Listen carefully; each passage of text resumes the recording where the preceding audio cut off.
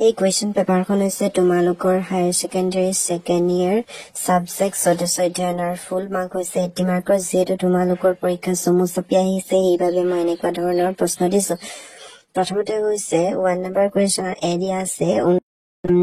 2011 চনৰ লোকপ্ৰিয় অনুসৰি অসমৰ জনবসতিৰ ঘনত্বৰ প্ৰতি বৰ্গ কিলোমিটাৰ এৰ অপশন দিয়া আছে আনসাৰ টু কৰি নিদু যেহেতু আনসাৰ খিনি কৰি দিলে ভিডিওটো বহুত দীঘল হ'ব সেইভাবে তোমালোকে কমেন্টত জনাবা যে এনেকুৱা ধৰণৰ ভিডিও লাগে বুলি আৰু মোৰ চেনেলটো সাবস্ক্ৰাইব কৰি দিয়া লাইক কৰি দিয়া তেতিয়াহে মই এনেকুৱা ধৰণৰ ভিডিও দিবলৈ অনুপ্ৰাণিত হ'ম বিটো হৈছে কোন চনত উত্তৰ পূব পৰিষদ গঠন হৈছিল ঠিক তেনেদৰে সিটো হৈছে ৰাষ্ট্ৰসংঘৰ সাধাৰণ সভাই 2015 চনত কিমান তা বহনক্ষম উন্নয়নৰ লক্ষ্য গ্ৰহণ কৰিছিল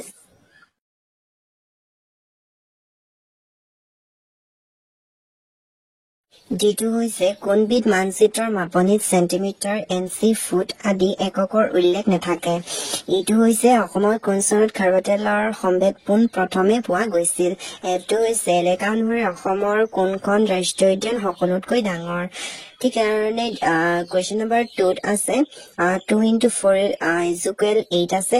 এ হৈছে জৈৱবৈচিত্ৰ্যতাৰ দুটা সূচকৰ নাম লিখা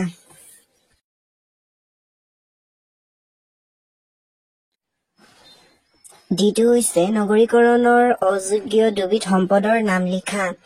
সিটো হৈছে কোন দুখন বিদেশী ৰাষ্ট্ৰৰ পৰিসীমাই অসমৰ সীমাৰেখা চুই গৈছে ডিটো হৈছে কামৰূপ মেট্ৰ' জিলাত থকা দুখন অভয়াৰণ্যৰ নাম লিখা ইটো হৈছে প্লাষ্টিক প্ৰদূষণ কি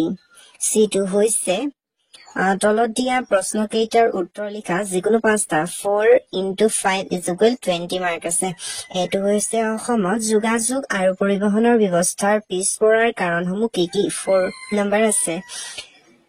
বিটো হৈছে দক্ষতা বিকাশ বুলিলে কি বুজা দক্ষতা বিকাশে কিদৰে অসমত নিয়োগৰ সুবিধা সৃষ্টি কৰাত সহায় কৰিছে 2 + 2 = 4 নম্বৰ আছে সিটো হৈছে অসমত কি কি প্ৰকাৰৰ মাটি পোৱা যায় ৰঙা মাটি আৰু লেটেৰাইট মাটিৰ বৈশিষ্ট্যসমূহ আলোচনা কৰা 1 + 3 = 4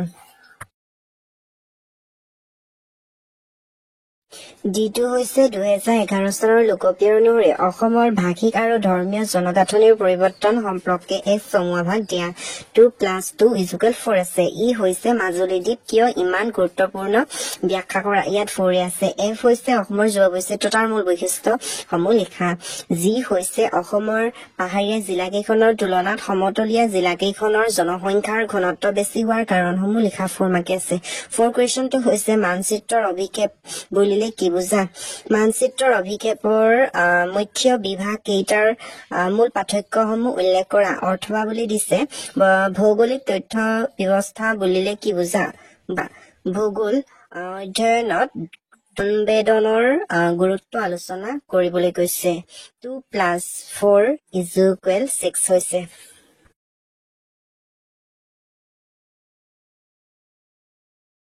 এই পাৰ্টটো হৈছে হিষ্ট্ৰী এড দিয়া আছে 1857 চনৰ বিদ্ৰোহৰ অসমৰ নেতা আছিল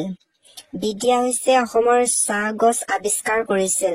সিটো হৈছে পথুৱাঘাটৰ কৃষকসকলে ব্ৰিটিছৰ কৰ নীতিৰ বিৰুদ্ধে বিদ্ৰোহৰ সূচনা কৰিছিল ডি হৈছে 1671 খ্ৰীষ্টাব্দত আহোম আৰু মোগলসকলৰ মাজত সংঘটিত ঐতিহাসিক যুদ্ধখনক জনা যায় ইটো হৈছে মকাল হল এফটো হৈছে অসমত খনিজ তেলৰ প্ৰথম প্ৰণালীবদ্ধ খনন আৰম্ভ হৈছিল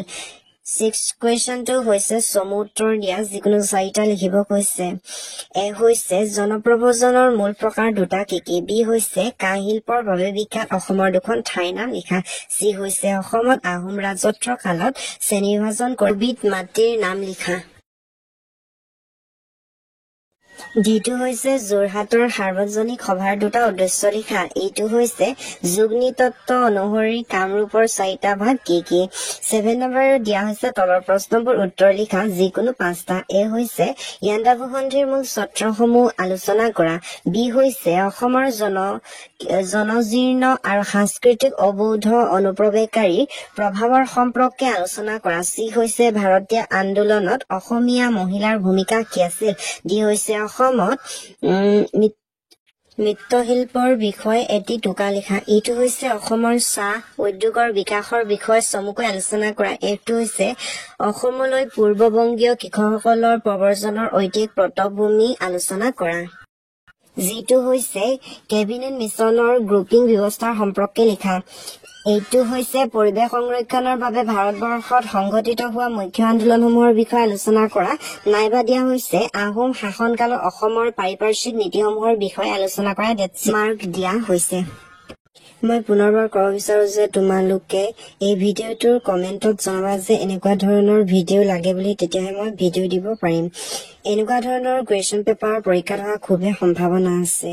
সেয়ে তোমালোকৰ এনেকুৱা প্ৰশ্নৰ যদি আনচাৰ লাগে তেন্তে তোমালোকে এই ভিডিঅ'টোৰ কমেণ্টত জনাবা, তেতিয়াহে মই দিব পাৰিম। আৰু তোমালোকৰ এনে কিছুমান ব্যক্তি আছে যিয়ে ভিডিঅ'টো চাই কিন্তু চেনেলটো ছাবস্ক্ৰাইব কৰি নিদিয়ে আৰু ভিডিঅ'টো লাইকো কৰি নিদিয়ে। সেয়ে লাইক কৰি দিবা আৰু চেনেলটো ছাবস্ক্ৰাইব কৰি দিবা।